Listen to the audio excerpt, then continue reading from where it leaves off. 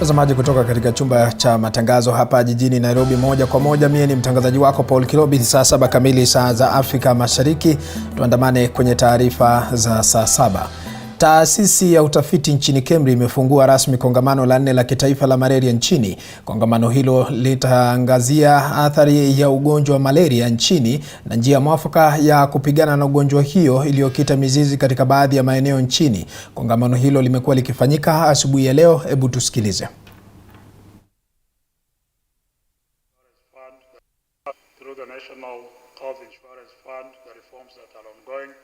The lowest quintile of the households, which is about 5 million households, and we are working on ways of how we can be able to bring the informal sector to be able to contribute.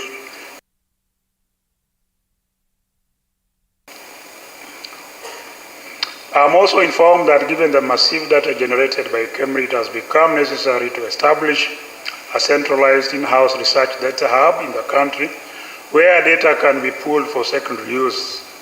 These forms are basically strengthening through use of high-performance computing and application programming interface modules, machine learning, algorithms, and coding for artificial intelligence. It is therefore gratifying to learn that this will be further discussed in one of the plenary sessions to give an understanding of big data revolution in Kemri and beyond. Ladies and gentlemen, allow me to applaud Kemri for the partnerships and collaborations they have built over the past years, the most recent being the collaboration with Tonics. Mtazamaji, taarifa hiyo tutakuletea kwa mapana na marefu mwendo baadaye, lakini kwa sasa wacha tuangazie taarifa nyingine ambapo mamlaka ya kitaifa ya usimamizi wa mazingira nchini NEMA katika kaunti ya Narok wamewatia mbaroni watu 11 ambao walikuwa wakiendeleza shughuli za uchimbaji madini katika kaunti hiyo. Wakiongozwa na mkurugenzi mkuu katika idara hiyo ya NEMA, Fanuel Mosango, anasema watu 11 hao wamekuwa wakiendesha biashara ya kuchimba madini bila idhini na leseni rasmi, na ambapo watachukuliwa hatua kali za kisheria. Aidha, serikali ya kaunti na idara ya usalama wa ndani nchini wameombwa kushirikiana ili kuhakikisha maeneo yale ya uchimbaji madini yanarejeshwa kwa wananchi na stakabadhi rasmi kutumika ili kupunguza visa hivyo. Watu hao tuliwashika katika eneo la kwa Njonjo, Morijo na Polunga. Hili ni honyo kwa watu wengine ambao wanafanya kazi ya quarrying bila leseni yetu, kwamba hiyo crackdown ama msako unaendelea hadi tutoe ile kazi yote ambayo iko illegal ya quarrying katika Narok municipality. Wananchi wamelalamika mara mingi kwamba kulingana na hii quarrying process ambayo haijakuwa licensed, alafu wanatumia baruti, nyumba nyingi zimecrack. Sauti juu zinasikika sana. Kwa hivyo tumeshirikiana na County Government of Narok, ofisi ya Minister wa Environment wa County Government, tumeshirikiana na ofisi ya County Commissioner, tumeshirikiana pia na Kwingineko ni kwamba maafisa wa polisi kutoka eneo la Belgud katika kaunti ya Kericho wameanza mikakati ya kukabiliana na pombe haramu katika eneo hilo. Katika kisa cha hivi punde ni kwamba chang'aa ya lita 180 iliyokuwa imefichwa katika msitu wa shamba la chai lilinaswa. Kamanda wa polisi wa Belgud Ezekiel Kiche aliweka bayana kuwa maafisa wa polisi bado wanamsaka mfanyabiashara wa pombe hiyo haramu ambaye alitoweka. Kiche pia amesema kuwa wanashirikiana na maafisa wa usalama katika kaunti ya Kisii ambapo chang'aa hiyo inatengenezwa na kusafirishwa katika kaunti ya Kisii. Last night at around 4:30 we were given information that somebody was transporting this illicit brew to this area, and we laid an ambush. Fortunately, we managed to recover 180 liters of chang'aa, which is displayed here in front of you. This is an effort that we've been having all along. For the last 3 months, we've been doing this crackdown. And it is now reaching a climax because wananchi are also teaming up with us. They gave us the information, and that is what helped us to, or enabled us to arrest this.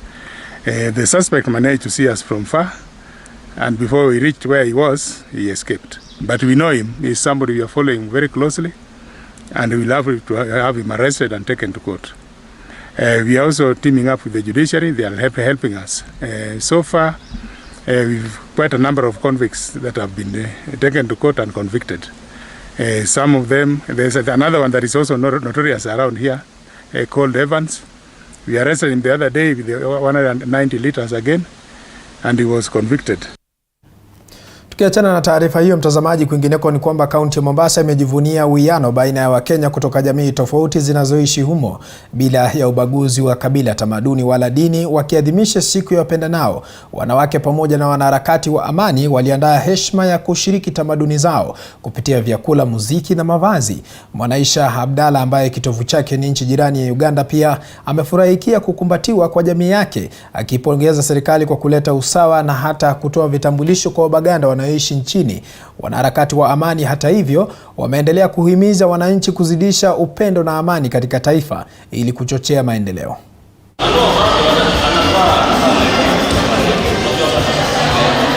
Saa hizi hakuna ubaguzi wa hivyo.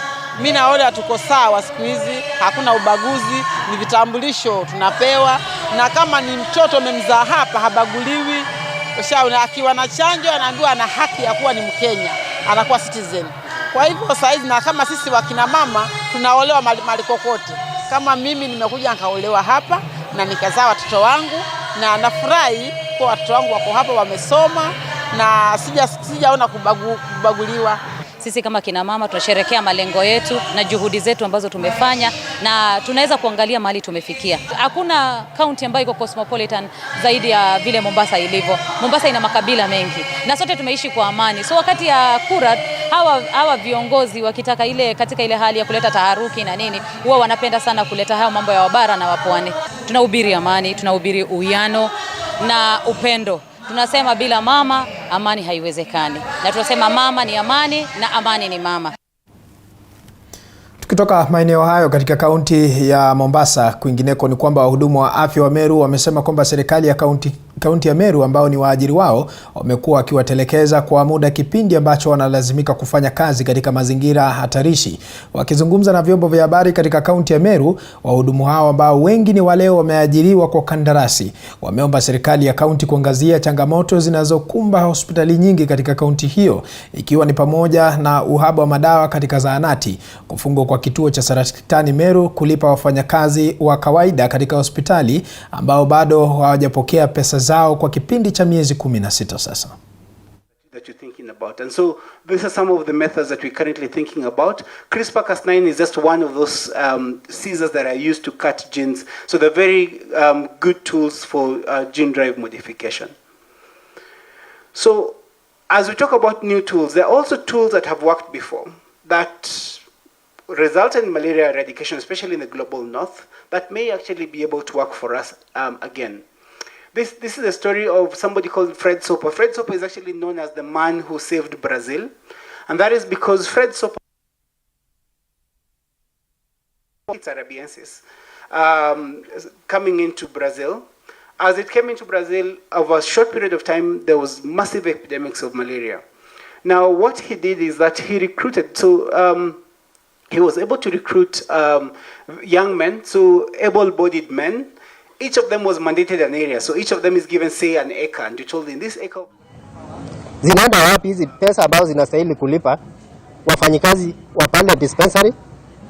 Zinaenda wapi hizi pesa za Mtazamaji, inaarifiwa kwa sasa kwamba kongamano la malaria ambapo taasisi ya utafiti nchini KEMRI ilikuwa imefungua rasmi kongamano la 4 la kitaifa la malaria nchini.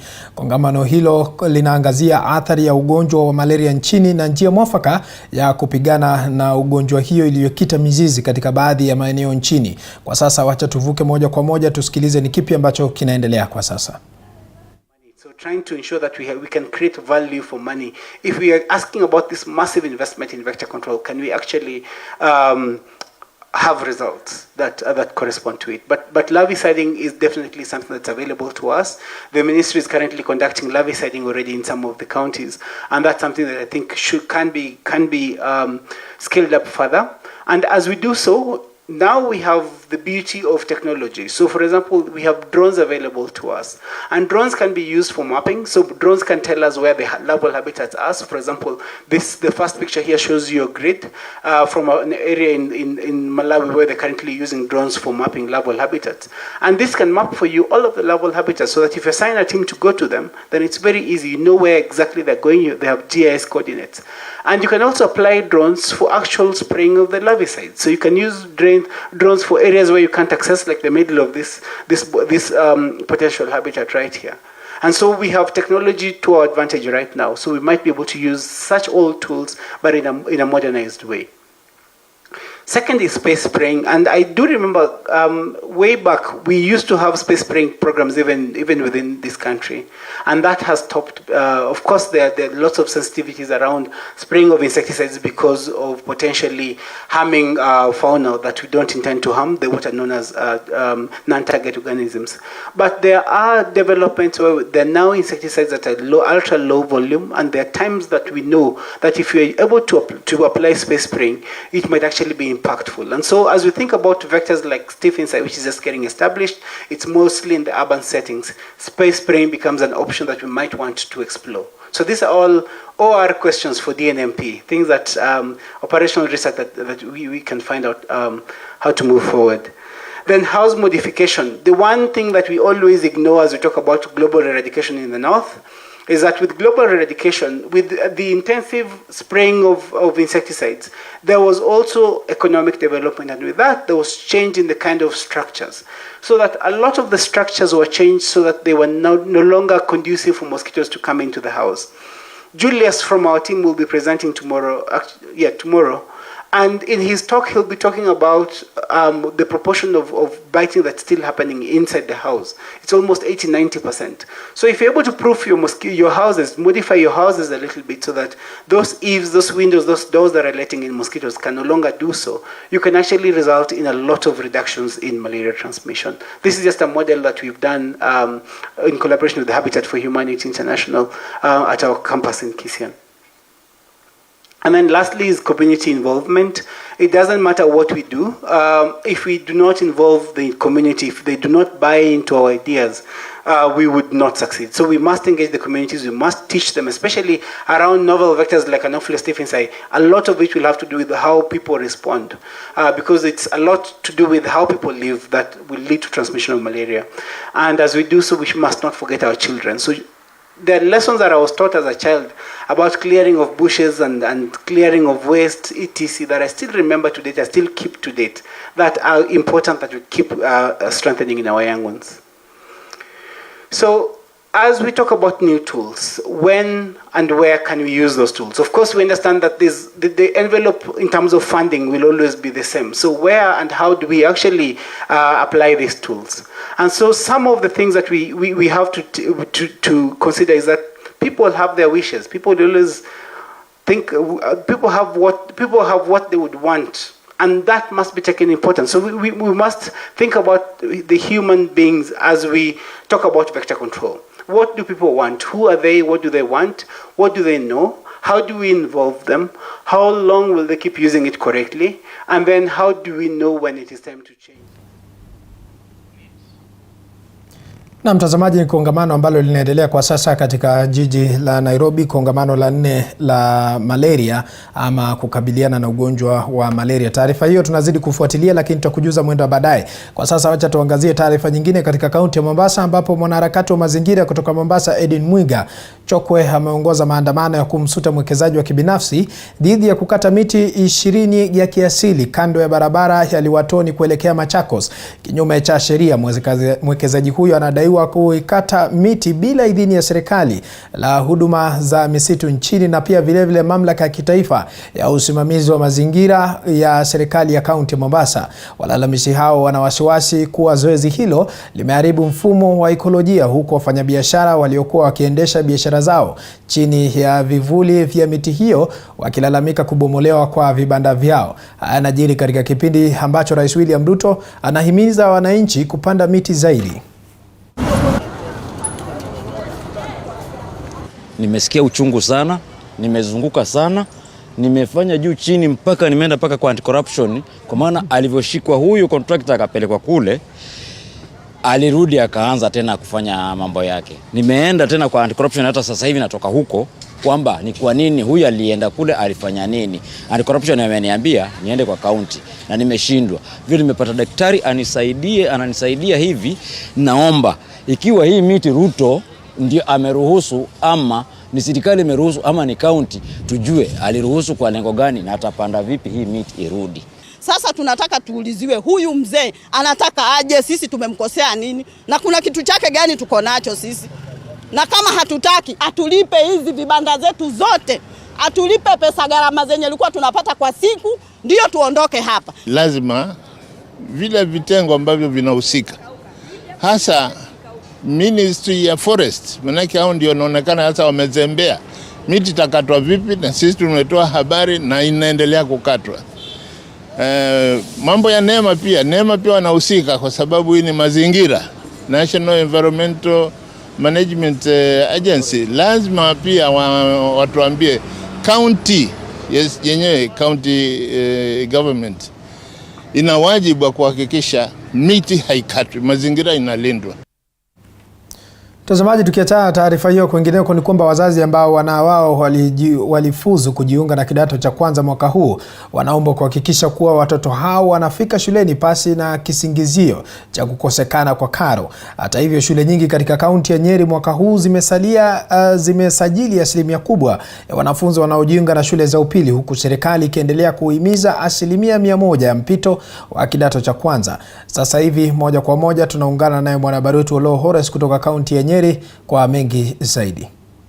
Unavyosema sasa hivi nipo katika shule ya upili ya Kagumo, shule ya wavulana ya Kagumo. Sasa hivi wakati huu ambapo sasa hivi tumekuwa na wiki moja ya wanafunzi wa kidato cha kwanza kuweza kuandikishwa katika shule mbalimbali nchini, na sasa hivi nipo tu hapa kuweza kutaka kutathmini hali iko vipi wanafunzi walioandikishwa.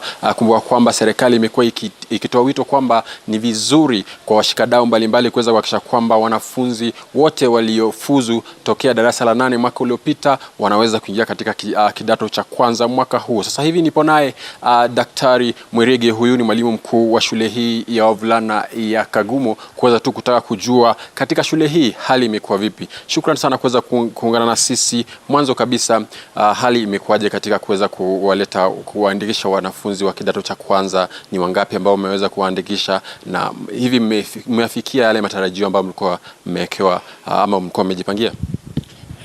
Asante sana kwa sababu ya kukuja. Nataka kusema kwamba wanafunzi wamekuja, Kagumo ni choice yao. Mpaka saa hii naweza sema niko na 99.9% na watoto wamekuja, kweli wamekuja kwa wingi. Siku ya kwanza watoto walikuja kama 95%. So throughout the week I think we have been able to achieve what we wanted. Na wale ambao hawakuwa wamekuja ndio naona leo wamekuja kwa sababu walikuwa wamepiga simu kwa sababu mbalimbali. Kwangu ni the 100% transition is there even last year, na nafikiria tuko sawa na watoto wako sawa. Yes. Tunavyozungumza sasa hivi, kutokana na sababu mbalimbali za kiuchumi, kwa wengine masuala tofauti, kuna wale ambao labda hawawezi wakalipa ile karo ya shule. Sijui ni sababu zipi ambazo zinaweza kando na karo ya shule, ni sababu zipi ambazo mnaweza kupata kwamba wana ile 100% hamjafikia katika kuandikisha wanafunzi? Kwa kweli si wote wameweza kulipa karo yote, lakini vile nafanyanga naongea nao na tunachukua watoto kama 10 hivi. Mimi kama mwalimu mkuu nimewapatia uniform na nikasema waende class hata kama wana fees, lakini kwa sababu Mungu wako kuna old boys na well-wishers. Out of 10 mpaka sasa nimepata sponsor 6. Hao watoto wamelipiwa fully for the 4 years. Na najua wengine wamebaki 4 hata watalipiwa. Wito wangu kwa wazazi ni kuambia, hata kama una fees, hata kama una kile itio, kuja kwa shule uongee na principal. Ukiongea na principal, mwalimu mkuu atajua, atachukua watoto. Unajua watoto ni wetu na watu wote wajafanana, na watoto watasoma. Na kuna watu nje pale, kuna watu mtu anakuja na kuambia, kama leo nimepata bishop mmoja ameleta mtoto wake akaniambia nipatie mtoto mmoja nisomeze for 4 years, na ameenda na kalipa hiyo pesa. Last week Mutai Kagwe is a old boy of this school. Kuna mtoto amelipia for 4 years. Kwa hivyo wazazi wacheni kuweka watoto kwa nyumbani kuja mpaka shule, mshikiane na mwalimu na wale there are people out there who Mungu amewabariki na roho mzuri na watoto watasoma. Yeah. Na sijui kama tunavyozungumza sasa hivi, bila shaka pongezi sana kwa matokeo ambayo mliweza kuyapata mwaka uliopita. Mwaka huu bila shaka tena mtihani utakuwepo. Hivi ni kipi ambacho ni mikakati ipi ambayo mmeweka kuhakikisha kwamba mitihani mnaendelea kufanya vizuri, wanafunzi wanaendelea kufanya vizuri katika mitihani ya kitaifa? Nataka kuambia wazazi wa Kagumo wasiwe na shaka. Mikakati tumeweka na tumeongeza zaidi, na tunaona Mungu wako kwa sababu ile class tuko naye kulingana matokeo ya last year wamekuwa more motivated, they are working better, even the teachers are happy. Na tutatoa result zitatoka kwa sababu kifunza watoto vizuri, kwa sababu sasa by March tutakuwa tumemaliza syllabus. Alafu tuanze second term, third term revision. Bila shaka watoto watafanya vizuri. Yes. Kwa sekunde moja tu, swali la mwisho, unahisi kwamba serikali inafanya kutosha kwa kuhakikisha kwamba elimu nchini inaweza kuangaziwa vilivyo? Kulingana na mimi serikali imefanya vizuri, kwa sababu hata wale tunapata scholarship ya watoto kutoka kwa serikali wamejaribu. Serikali imejaribu, najua watoto wa Kenya ni wengi sana. Kulingana na mimi wamejaribu, na hata wale waliletwa kama last year, hata mwaka hiyo mwingine through elimu fund, through the equity, because they have their own program, wanafanya vizuri. Lakini waongeze ndio watoto, kwa sababu wanaendelea hata kuwa wengi, ndio watoto wasome. Yes. Naam. Shukrani sana. Bila huyo ni daktari mwalimu mkuu chuo hichi ama shule hii ya upili ya Kagumo, na kama ulivyosikia ni kwamba wazazi mnapongezwa ndio kwa kufanya kazi ya kuhakikisha kwamba elimu inaendelea, lakini pia mnaomba kwamba muweze kuendelea kuwatoa watoto nyumbani, wala msiogope, mwalete shuleni ili waweze kupata elimu kama inavyohitajika kutokana na maelekezo ya serikali. Olo Hores tokea kaunti ya Nyeri, ningependa sasa hivi kuweza kurudisha kwenu studio. Na asante sana Holo Hores kwa kufanya mazungumzo hayo chanya kabisa, angalau imewafungua wengi macho. Kwingineko ni kwamba wafugaji kutoka wadi za Isiolo, sehemu za Sericho, Sherab, Chari, Garbatula na Oldonyiro wamepigwa jeki baada ya kitengo cha huduma kutoka kanisa la Katoliki kuingilia kati na kutoa msaada wa lishe kwa mifugo unaolenga nyumba 835. Mpango huo unaendeshwa na kanisa la Kikatoliki, utaendeshwa kupitia ushirikiano kati ya serikali ya kaunti ya Isiolo, wakilenga kugawa mifuko 1670 pamoja na lita 1042 ya maji kwa watu na wanyama wanaoathirika na ukame. Mkurugenzi mkuu wa CRS Madam Rebecca aliandamana na naibu gavana James Lowassa amesema kwamba shirika hilo lilizindua generator 2 ambayo itasaidia kusambaza maji sehemu za Bisani, Biliko na Matinebu. Gavana James Lowassa amelalamikia kuongezeka kwa ukame, akidokeza kwamba visa vya upungufu wa lishe vimeongezeka miongoni mwa wazazi, haswa pia vile watoto chini ya miaka 5. This is part of our drought mitigation measures. This drought emergency response support is through our collaboration with Catholic Relief Services and Catholic Diocese of Isiolo. Of drought, Nawiri is providing cash transfers worth Kenya shillings 6,000 per month to 1,500 families in need of food support in Sherab, Chari, Oldonyiro, Garimara, Sericho and Galbatura. Through its graduation model, the program is currently supporting 2,229 families with cash transfers. Lafe, watu wa Lafe wamekata land. Unajua land yetu ni fertile, isipokuwa ni maji ndio shida. Sasa hivi tunasimama, watu wa Lafe wanajua, watu wa Nawiri wenye wanatembea huko ndani kwa mashinani, wamekata piece of land, wanajaribu kulima ya mboga na ile drought resistant mahindi na zingine. Nawiri, CRS na wale wote wafadhili waweze kusaidia hii mradi ambaye inaanza. Najua shida ndio nafanya watu wafikirie. Tukiachana na taarifa hiyo, kwingineko ni kwamba mahakama moja jijini Nairobi imedinda kutoa agizo la kuiruhusu DCI kutazama kanda za CCTV za nyumbani kwa aliyekuwa waziri wa usalama wa ndani Daktari Fred Matiang'i ili kufanya uchunguzi wa madai ya uvamizi nyumbani kwake. Hakimu Wandi Nyamu wa mahakama ya Milimani amekataa kutoa agizo hilo, huku akitaka DCI kutoa ombi hilo kwa kampuni ya kibinafsi iliyotoa huduma za usalama katika makao ya Matiang'i. Anajiri wiki moja baada ya DCI kuagizwa kuchunguza kanda za CCTV za mtaa wa Karen View Estate anakoishi Matiang'i. Hata hivyo, ilibainika kuwa kanda walizopewa na kampuni ya Amsec haikuwa na kanda za nyumbani kwa Matiang'i, na hivyo kuilazimu DCI kuwasilisha ombi lingine ili kuruhusiwa kuchunguza kanda za nyumbani kwa Matiang'i kutoka kwa kampuni nyingine ya Bob Morgan ili kubaini aliyotendeka nyumbani kwa Matiang'i. Wakati huo, kesi hiyo itatajwa tena tarehe 7 mwezi Machi ambapo mahakama itatoa mapendekezo zaidi. Hata hivyo, wakili wa Matiang'i Danstan Omari ameikosoa DCI kwa kutaka kuchunguza madai ya jaribio la wizi, huku akisisitiza kuwa lilikuwa jaribio la kumkamata mteja wake. Disciplined forces. So, any trying to bring an issue that there was robbery, when the DCI will arrest one or two small boys in town and say they are the ones who are attempting to rob. And the story ends. The big question we are putting is that the CS, it was a raid by state agencies in his house. Third, we are putting notice that we are not objecting to the CCTV footages being handed over, but within the law. The Data Protection Act is very clear. We will be required to be served.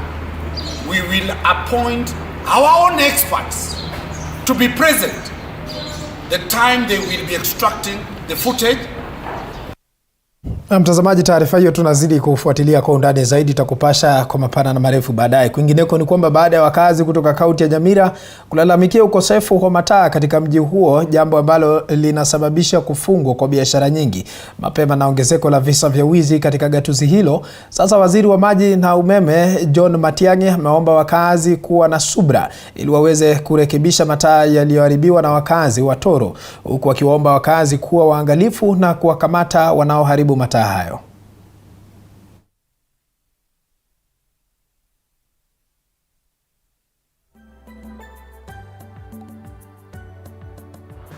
Na wale ambao wana vandalize hizi mataa hawatoki kwingine huko nje, hawatoki kaunti jirani, ni wale wanaishi hapa. Na tunajiuliza ni kwa nini watu waharibu investment ambayo imefanywa na county ya kuwasaidia, ya kuwaokoa. Na waomba mtupe muda, mataa yatarekebishwa na tutaendelea, lakini tusaidie. Na tunaomba hata askari wetu wafanye patrol usiku. Hawa watu wanao pasua mataa haya na kuchukua panels za solar na kuchukua batteries, hawa watu wanafanya kazi hii usiku sana sana, sio mchana. Tafadhali mnaposhika hawa watu, ripoti kwa polisi ndio waache hii tabia ya kuharibu mataa. Taarifa hiyo mtazamaji ya kuharibiwa kwa mataa kwa sasa kwenye tupeleka katika mapumziko mafupi, lakini tukirejea tunakuja na mengi zaidi. Usiende mbali.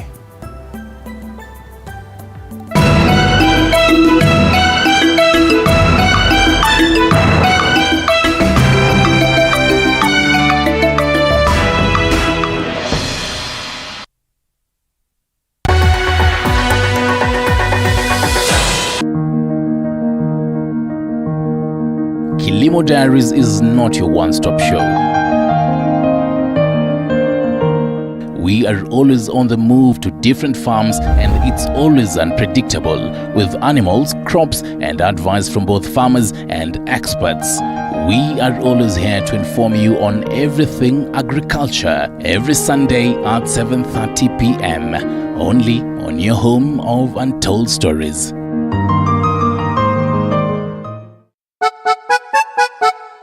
Sonadol Extra imetengenezwa kwa njia spesheli kupambana haraka na maumivu ya kichwa, mwili na hata meno. Sonadol Extra, hakika maumivu yakizidi, pata ushauri wa daktari. Bila shaka mpenzi mtazamaji, kama nilivyokuahidi ni kwamba tungeendelea na hii story baada ya kushinda siku nzima na gavana kuweza kujua siku yake imekuwa namna gani. My parents taught me how to be independent. Hii kazi ni ya kujituma. Let us get out there. Let us go and get resources to help our people.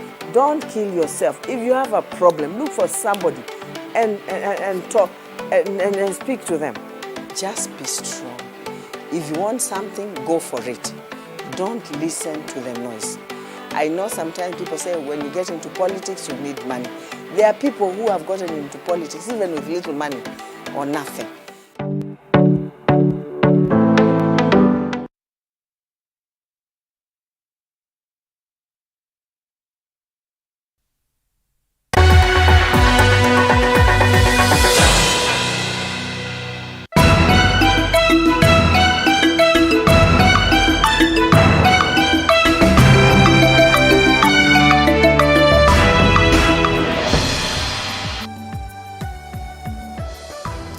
Na mtazamaji, karibu tena, nizidi kukuarifu mengi zaidi. Kwa sasa tunaangazia taarifa nyingine kuhusiana na mikopo ya makundi. Hebu tazama taarifa hii.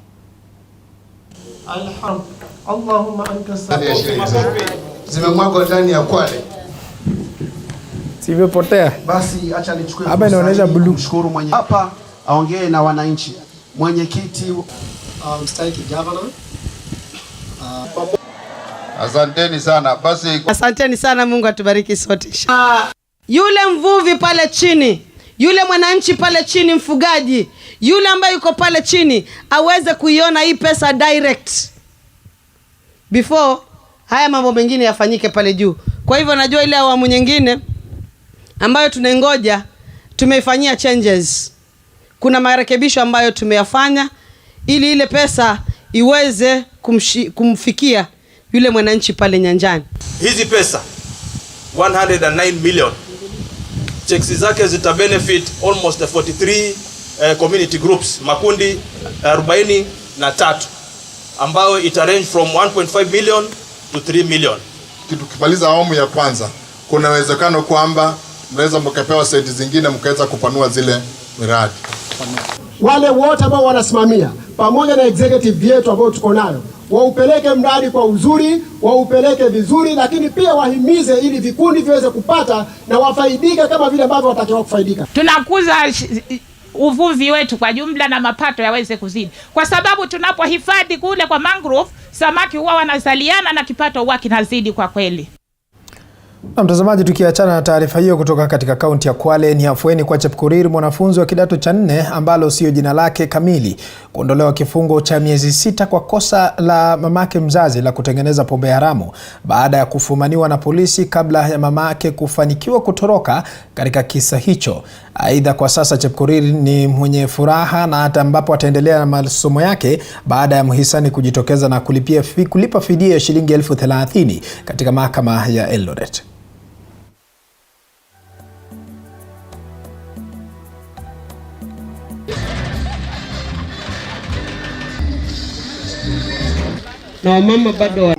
Crimes are committed within families, within communities, and even mediation, what I call victim offender mediation, and what I call restorative justice, was to take center stage and promote mediation.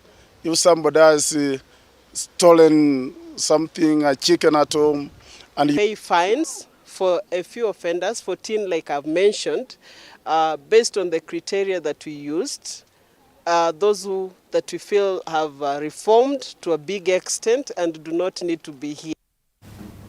Tukiachana taarifa hiyo, matamshi ya gavana wa Machakos wa Tendeti kumtaka Raila Odinga sasa kumuunga mkono Kalonzo Musyoka, la sivyo jamii ya Wakamba itakosa kumuunga mkono mwaka 2027, yanaendelea kuibia hisia mseto miongoni mwa wenyeji wa Machakos, baadhi yao wakitaja matamshi ya Vinya kama yenye nia kinzani kufuatia kutangaza kwake kuwa licha ya kuwa mrengo wa upinzani atafanya kazi na serikali ya William Ruto, huku wengine wakionekana kufurahishwa na matamshi ya gavana huyo.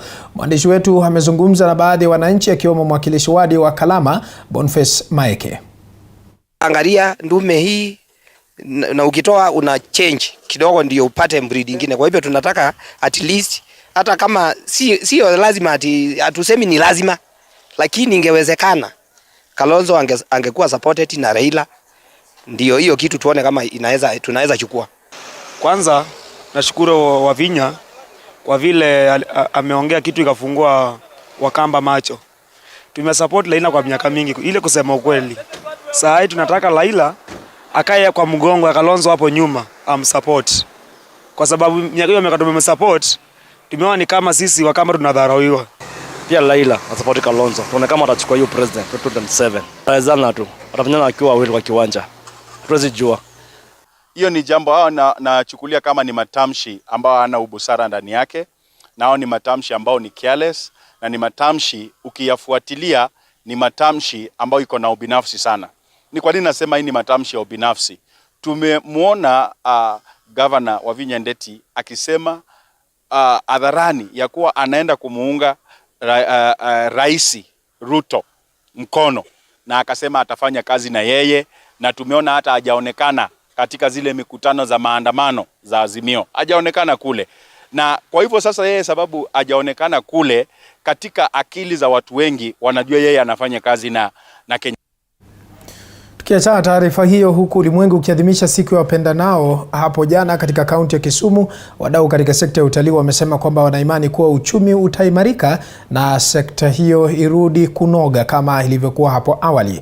Akizungumza katika hafla ya kuadhimisha siku ya wapendanao jana usiku, Irene Odera anayemiliki hoteli ya Kazuri mjini Kisumu alisema watalii wamepungua kwa sasa na wao hutegemea utalii wa ndani ya jiji la Kisumu angalau kuendeleza biashara yao. Aidha, wametaka serikali kuweka mikakati ya kuhakikisha kwamba sekta hiyo inazidi kupanuka na kuvutia wageni kutoka mataifa mengine. Aidha, baadhi ya wakazi wa Kisumu waliofika kusherehekea na wapendo wao wametaja siku ya wapendanao kama siku muhimu ya kuonyesha upendo kwa kila mtu.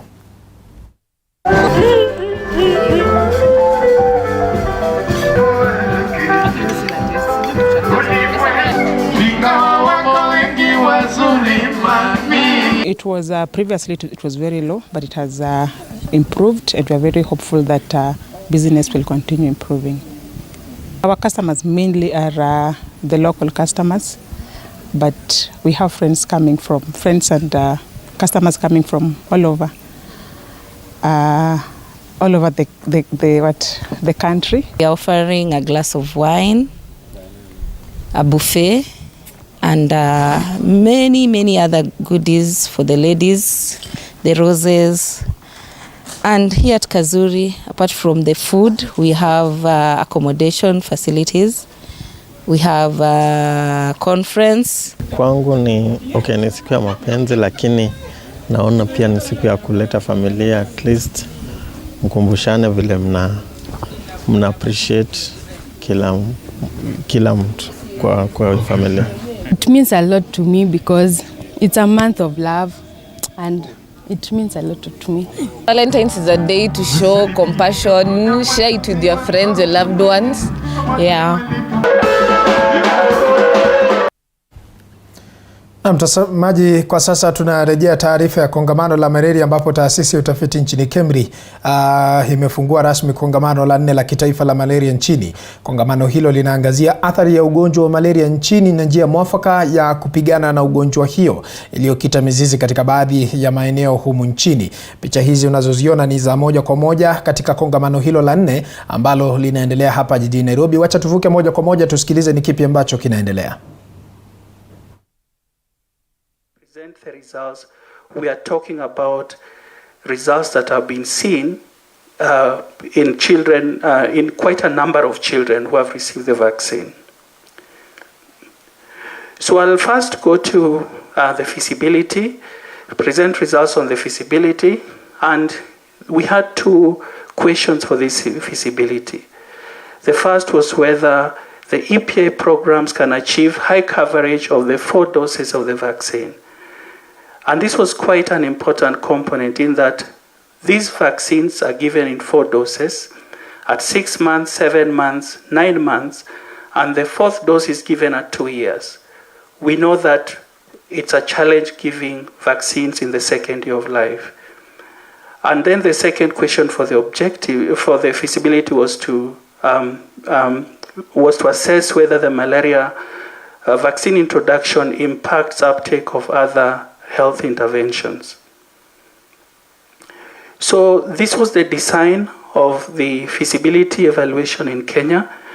So in Kenya, as I said, we've had 3 household surveys. That's baseline, the midline, and the end line. So the HHS2, that's midline, and the HHS3 is the end line survey. So this was done across 46 sub-counties in 184 enumeration areas. These were randomly selected and covered. So for the midline, we had over 3,000 children. And in the end line survey, we had over 4,000 children. Sorry. So just to go to the graph, as you can see, so the first was whether to see how was the vaccine implemented? Did we achieve sufficient coverage? And as you can see, for RTSS1, RTSS2, RTSS3, so for RTSS1, and we present data from the household survey and the EPA data from the EPA program. So what you can see is that the data from both the household survey and EPA program are comparable. So that gives us confidence in the data that we were collecting. But what you can see is that from these implementation areas, the program was able to achieve fairly good coverage. So RTSS1 up to 82%, RTSS2 up to 76%, and RTSS3 just about 70%. But what you can see is that for RTSS4, the coverage is quite low. So that's just about 33 or 34%. Now, if you see the Penta coverage in the implementation areas, you can see the Penta coverage is also, Penta 3 coverage is quite good. Measles 1 is over close to 90%, but you see the measles dose 2 is also still quite low. It's just with using the data from the EPA program, it's only about 50%. So in a sense, the EPA program was able to achieve fairly good coverage with this malaria vaccine. This is a busy slide.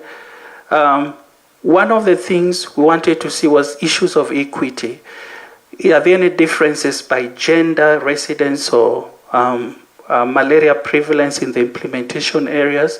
So for the implementation areas, there were no differences in the vaccine coverage based on by gender, residence, or malaria prevalence. However, there are certain things that we also observed is that there seems to be lower coverage in households in the lower health, with lower wealth quantiles, in the lower wealth quantiles. So people from poorer households tend not to go for the vaccine. It's also that children also who did not sleep under bed net the last night were also likely not to have also gone for the vaccine. So these are issues to reflect upon. And then for areas that had IRS, where IRS is being spread, they also seem to have lower coverage. And that's south of the lake. That's Homa Bay and Migori areas. Otherwise, there was no difference in other childhood interventions like vitamin A, deworming, and all that when you compared implementation and comparator areas. Now, one of the things could be that if you introduce the vaccine, then you may actually end up affecting uptake of other childhood interventions. And here we're just comparing the coverage of other vaccines and comparing between implementation areas and control and comparison areas. And if you look at in the 3 countries, comparing, looking at both Penta 1 and MR1, there was no difference in the coverage between comparison implementation compared to comparison areas. So basically, it did not affect the uptake of those vaccines. In terms of looking at whether if you use the vaccine, then people are unlikely to use the bed net.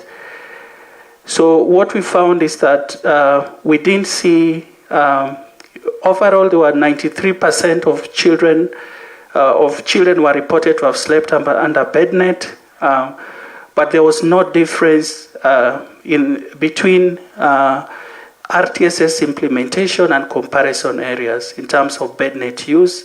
And this is reassuring in that people are not stopping to use bed nets now that they have the vaccine. Now for this, I'm going to take a little time to just explain it. So in the Kenya midline survey, it was reported that 92% of children slept under bed net, which is good, but out of... Na mtazamaji, ni kongamano la malaria ambalo linaendelea kwa sasa hapa jijini Nairobi, kongamano la 4 ambapo kongamano hilo liliandaliwa na taasisi ya KEMRI. Kwa hiyo itakapofika mwendo baadaye tutakuwa tunaanza taarifa hiyo kwa mapana na marefu katika chumba cha habari, tukuarifu kuhusiana na idadi iliyotolewa ya watu ambao wameathirika na magonjwa ya malaria. Lakini kwa sasa mtazamaji, tunavuka katika kaunti ya Kisii ambapo baada ya gavana wa pili katika kaunti ya Kisii Simba Arati kushika hatamu mwaka jana, alianzisha uchunguzi dhidi ya wafanyakazi hewa katika gatuzi hilo pamoja na masuala mengineyo. Na kwa sasa mtazamaji, wacha tuvuke moja kwa moja tusikilize ni kipi ambacho kinaendelea. Kumbuka kwamba kuna taarifa ambayo nilikuwa nimekusomea hapo awali kuhusiana na stakabadhi za masomo za wafanyakazi wa kaunti ambapo hazikuwa halali. Kwa sasa wacha tuvuke moja kwa moja tusikilize ni kipi ambacho kinaendelea.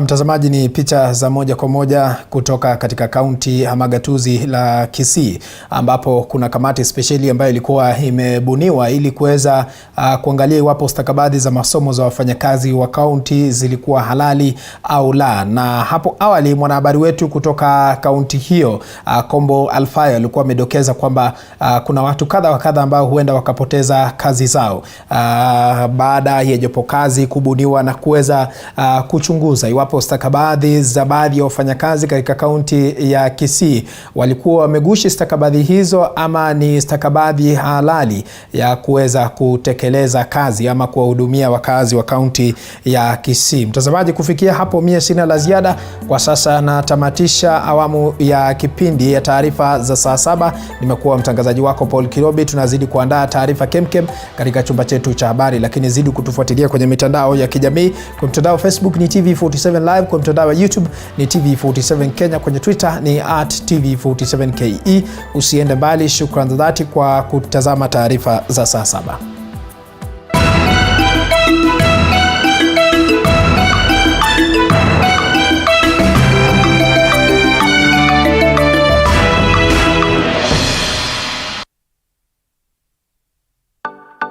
We value Yeah, like you see, these are the fabrics we use for the sofas. Yeah, there are different types of fabrics. Sabak. This is the best way to go. Eat color, eat raw, like this is alive. Well, 2022 is behind us. 2023 is here with us. What are your plans? We here at TV47's Morning Cafe have great plans for you. We're talking about information, we're talking about entertainment, we're talking about the greatness for the year. So make sure that you're always with us every morning.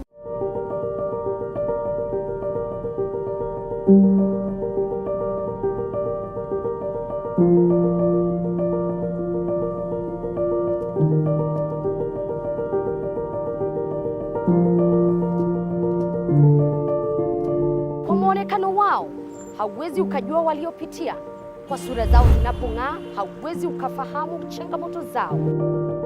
Nyuma yao ipo stori na historia. Katika kipindi Mfahamu Kiongozi, tunakupa nafasi kuweza kuwafahamu kila siku ya Alhamisi kuanzia saa 1:30 kuendelea.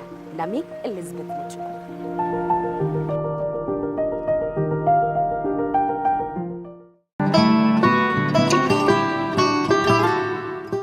Your health matters, and Body Garage is here to guide you on it. Someone's after using the medication, the virus number of the HIV in someone's body will start to go. My medication, wherever I go, I must make sure I'm committed to my medication. Yes, and I should watch what I'm eating. I should not just eat from everywhere or not just eat anything. We talk mental, physical, and spiritual health. Join us every Thursday at 8 p.m.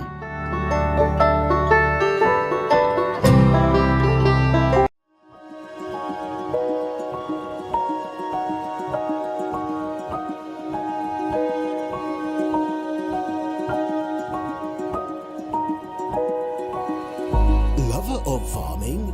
Well, Kilimo Diaries is your home for